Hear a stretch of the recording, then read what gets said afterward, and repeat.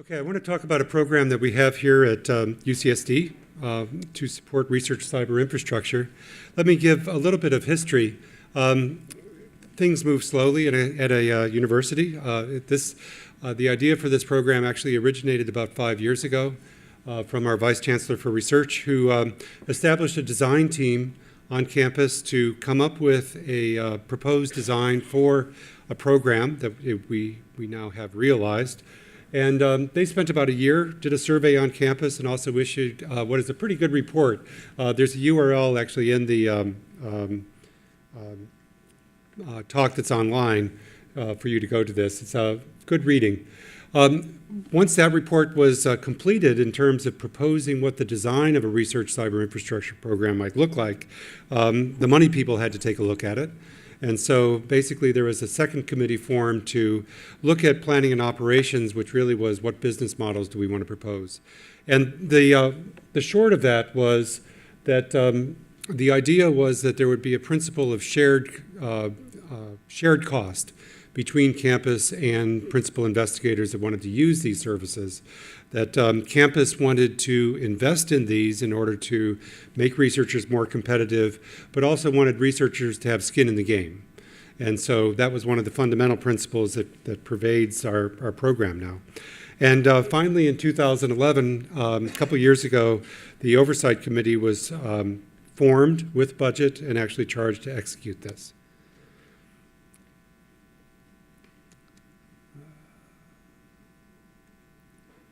So it may be self-evident for many other universities that have similar programs like this, but just to recap why UCSD is investing in this program, the good old days of being able to say it's the right thing to do is no longer a sufficient argument.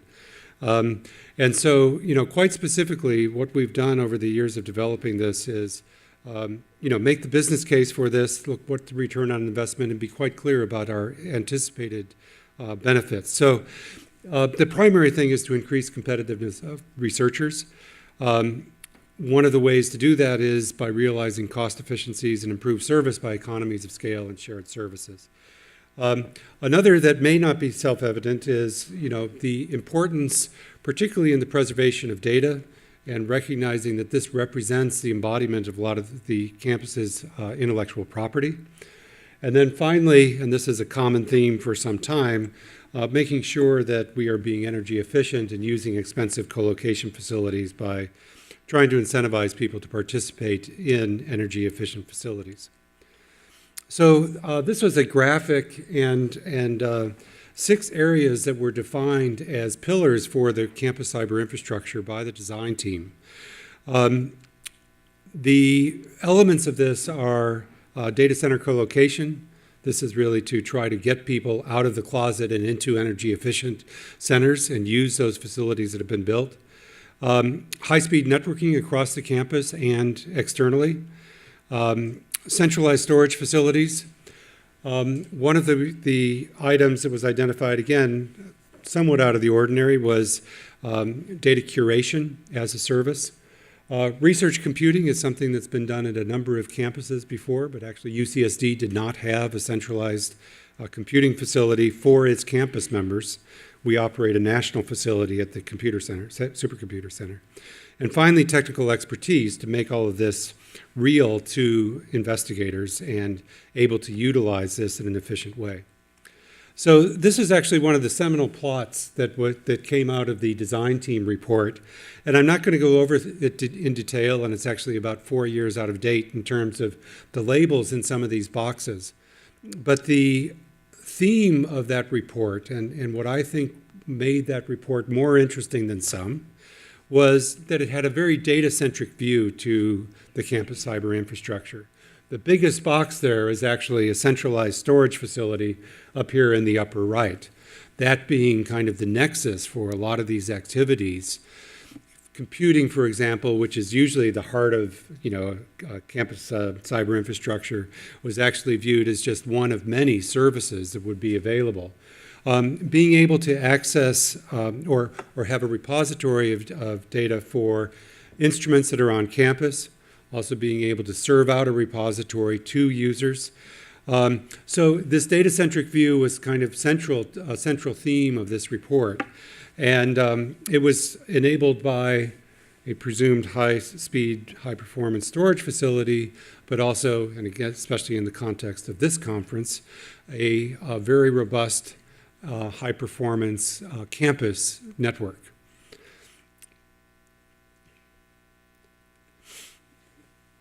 So a couple things about the program.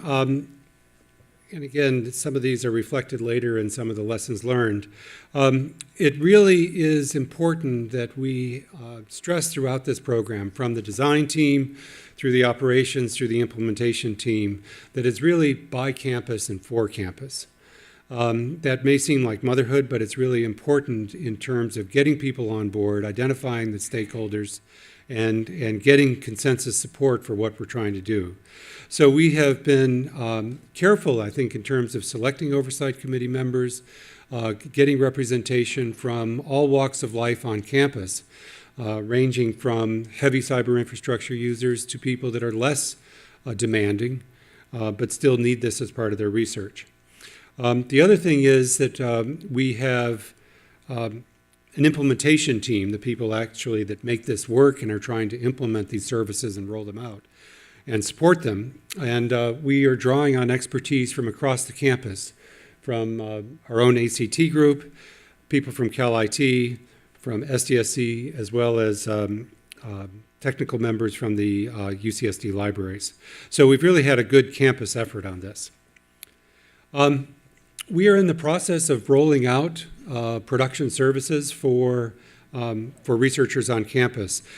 Things are on a different time scale for different services. I've listed the 6 services with their current status, and also the leads for at least 2 of these are in the room. Valerie Polichar and Wilfred Lee are here. Collocation is actually what we're doing right now, is using a very large data center facility at San Diego Supercomputer Center. It's 18,000 square feet. It's plumbed, at least for power, approximately 13 megawatts of power.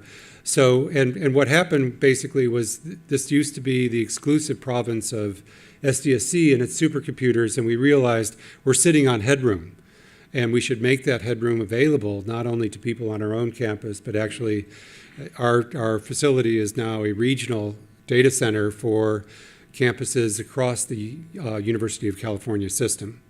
And we also have some local industry and nonprofit organizations that use our facility. So this was just kind of a realization. We have headroom. The only thing that makes economic sense is to use that. And what campus does through the RCI program is actually supplement this and make it more accessible for campus researchers. But I'm getting ahead of myself. The networking, I'll describe what we have. That's a production service that we have. Research computing, we're just rolling out. Again, I mentioned earlier, we're a little bit behind the curve. Many universities across the country have some sort of centralized computing facility, whether it's a condo model or something else. And we're finally getting to that place and rolling out a model that it's actually both condo and what we call hotel or on-demand services. We're just in the process of rolling out campus centralized storage. SDSC has actually operated the service. Some of you may have heard about the SDSC cloud, and we also have a NFS storage-based service. But what we're doing is looking at what RCI chooses to adopt out of that or adapt out of that, and making it more of a campus service rather than an SDSC service. I'll talk about digital curation, and technical expertise I won't talk about, because basically when we looked at the business model for this, it's not scalable. What you're looking for a campus to invest in is places where there's economies of scale, and the fact is these are individual people that need to help researchers. And so we haven't rolled it out as a service. Basically what we plan to do is be a clearinghouse, a yellow pages for people around campus that have various sorts of expertise that BIs can tap into. Okay, I think I already mentioned some of what we're doing in collocation. In the interest of time, I'm going to skip forward here or go through quickly some of these. We do have a, I'm not sure what the percentage, Valerie, but 90% complete connectivity for a 10 gigabit per second shared infrastructure across our campus. This is, I'm sorry, oops, I don't have the list. And what we do from a campus, we have a campus NGN where this provides networking services to all staff and labs. But basically, we have a last 100 feet issue. If a person wants to be hooked up, they actually have to pay for that last 100 feet. But that's a service that's provided by our own ACT, and we're getting increasing adoption of that. Research computing, I mentioned that we are just rolling out a new system. I hope to say it was available today, but maybe tomorrow. It's very close to being there. On centralized storage, I already mentioned that we have some services. We're adapting those to what we think we need. But actually what I want to talk about for a few minutes is we have just completed a very interesting survey of about 50 principal investigators across the campus. There is a selection effect. We have tended to choose heavier cyber infrastructure users for that. It's not random, it's not representative of all of campus, but we've tried to really sit down and talk for an hour or two with people, one-on-one. We also have a questionnaire, but we've really relied on in-person interviews to try to draw out requirements. It was a focus on storage, but really it's broader than that in terms of CI. I hope we will publish this in the next couple months, and it should be an interesting report. So just as a preview of some of the things that we did, and I hope this is readable, one of the things that we asked people was just how do you handle your data storage and backup needs? And these percentages here do not add up to 100%. What we asked, what they do is represent the percentage of PIs that we interviewed that said, yes, I use this. So since you can answer multiple options, the numbers add up to more than 100% there. But in terms of relative amounts, the slices of the pie represent the relative reliance that people have on these solutions. So there's a lot of interesting things here. From a professional storage guy, this part, about 70% of people use USB drives for their storage requirements. Drives me nuts.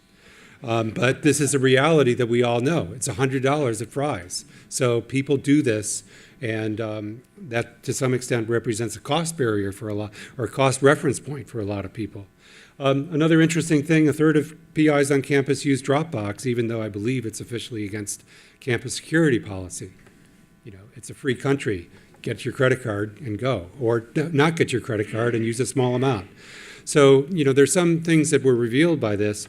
One of the things that we are doing first off in terms of our RCI services is addressing this network attached storage. And that's the facility that we're rolling out immediately with NFS mounts and CIFS mounts as something that a lot of people need and could really benefit from economies of scale. Another question that we asked is where data is coming from. And actually, this also reflects kind of the context of a networking meeting. What are the connectivity requirements within campus, external to campus, to try to see where do we need to connect to. There's a lot of different things, and people kind of replied in different categories, but by looking at the numbers, about 50% of people said campus instruments are the source of their data, the data that they have.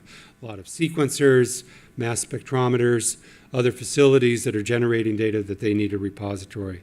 A lot of simulation data, about 30% were simulation data when those clusters or compute facilities are in different locations. 20% from the field instruments, meaning off campus, needing to get data in or out. And then others were about 15%. And so this idea of having a high performance network on campus to really enable people to get over the hump of wanting local facilities and being able to utilize shared facilities. The network is the key to being able to do that because there's a lot of data to move around campus. Another thing we did was just ask kind of an open-ended question about how much storage people need now within 2-year time frame and how much data do they expect to store permanently. It's interesting, the biggest bars in blue were the current, and those are the 1 to 10 and 10 to 100 terabytes. Those are a factor of 10 bins that are located there. Some people up in the petabyte range, not very many. As you move forward, those distributions shift to the right, no real surprise there. So that, in a couple years, people are going to be routinely looking at 10 to 100 terabyte collections for the repositories. Interestingly enough, the distributions shift to the left when you talk about permanent storage. Frankly, I think people have very few clues about what permanent storage needs they really have or not. But perhaps it's good news that the distribution shifts to the left. Finally, we're thinking a little bit about, in the U.S., places like the National Science Foundation and NIH have data management and data sharing plans requirements. And so we wanted to think a little bit about what are people saying or what do people have in mind if they think about the need for metadata annotation, for example, or how long they expect to retain their data. And depending on your perspective, there's good news or bad news here. I think, for example, less than 23% of PIs said, yes, I have the need for some sort of tools for metadata annotation. Most people said no, or not yet. So the awareness of this as a priority is not really high yet in the minds of PIs.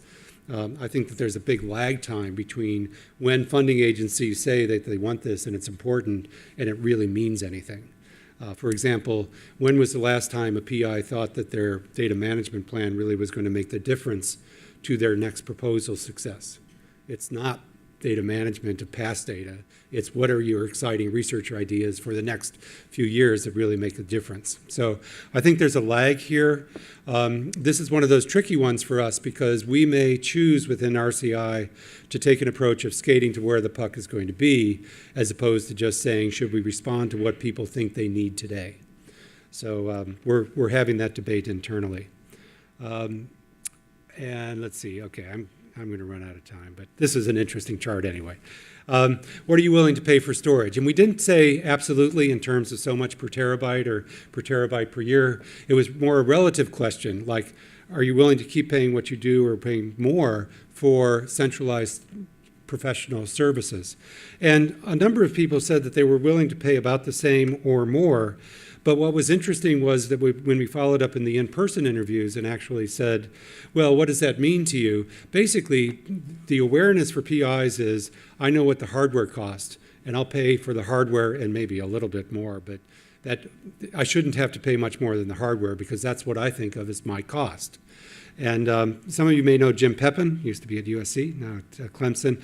We were meeting with him last week, and his phrase on this point was, it's hard to compete with slave labor, which is the graduate students and postdocs. Not that they aren't paid anything or true slaves, but rather the perception is that they don't cost you anything more because they're going to be there anyway.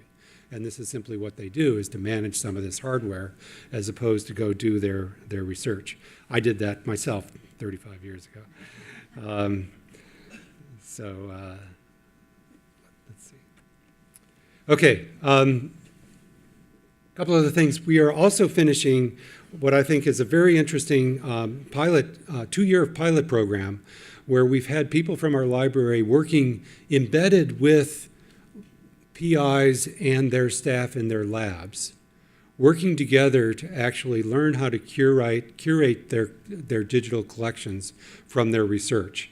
To my knowledge, this is the first real pilot program like this, and we will be, again, publishing the results, I think, within the next couple of months. And what we're really trying to find out is there's kind of a culture clash between librarians and most domain researchers, and we're trying to figure out how does that communication work, how much time does it take for librarians to work with researchers, how much time does it take the other way around, and how do we get this to work such that we actually can enable researchers without them resenting the time or thinking it takes too much time, enable them to effectively curate their data. So this is something that we are rolling out. We will be rolling out next fiscal year for some services along these lines. I'm pretty excited about these results. And we support data management plans and data sharing plans. So let me just conclude with two charts on what we've learned along the way. I already mentioned this problem with technical expertise, that it's not scalable. Another thing is, some of you may hear, I don't know if Larry Smart talked about it this morning, but I think, Phil Papadopoulos will be talking tomorrow about a program we have on campus called the PRISM Research Network. This is a very high-speed network. It's dedicated for researchers. It's not part of our campus shared infrastructure. And what we had to do was really figure out the dilemma of funding from an extramural grant agency is great because it helps offset the cost, but can you rely on it at the end of that grant? And so right now we're kind of relying on our campus infrastructure, but looking to see how we can best utilize this parallel dedicated research network that you'll hear about tomorrow. I think one of the things is we need to look at the storage and curation as simply endpoints along a broader data lifecycle services, and we're having that dialogue now. And finally, I'd note about collocation, it really needs to be viewed campus-wide. We still have about 10 different data centers of different scale on campus, and looking at just one facility rather than all 10 of those is something we should have done differently. Lessons learned, boy, in this economy, it's tough to start a new program. I think we've all probably learned that lesson the last 5 years. Fortunately, despite delays, we have gotten the program approved. One of the things, our campus budget generally works on one-year cycles. And when we started rolling out production services, we found that was a real mistake because people want to rely on the service. And if you ask them to rely on this, they want to know it's going to be there 3 to 5 years from now. And so we convinced our own campus, again, in the face of budget difficulties, to give us a multi-year commitment so that we could overcome that barrier. I think campus subsidizing total cost of ownership, we spend a lot of time debating this. I think experiences here and at a number of other universities are, if you want people to get over the preference, that the innate preference for autonomy, you got to have some incentives. Consistent incentives, and finally, this doesn't happen overnight. Adoption takes time. People need to hear about it. People need to adopt it and tell their friends about it. And people need to write it into grants, which have kind of a one-year cycle from submittal to approval to usage. So those are some of the things that we've learned along the way. Okay, sorry. Thank you very much.